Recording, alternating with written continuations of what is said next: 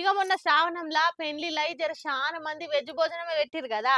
అందులో కూడా నీసు తిండికి ఏ మాత్రం తీసిపోకుండా చాలా వెరైటీలు పెట్టిర్రు. అట్లా మెల్లమెల్లగా ఒక్కో వీడియో బయటకు వచ్చి వైరల్ అవుతుంది. ఇగో ఈ వీడియో కూడా గట్లనే బయటకు వచ్చి గిరికలు కొడుతుంది ఇప్పుడు. కానీ గిది ఆడిబోరలు చూస్తే మాత్రం నోరు తెరుస్తారు కావచ్చు పక్క. ఎందుకంటారా?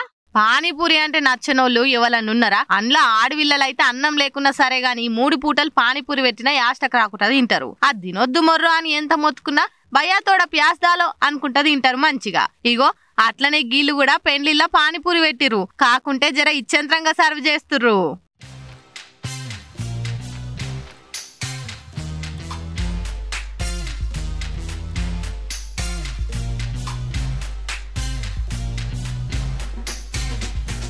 చేన్లలా గడ్డి మందు చల్లుతందుకు భుజాలకు మందు డబ్బా తొడిగిచ్చి చల్లుతారు చూడుర్రి.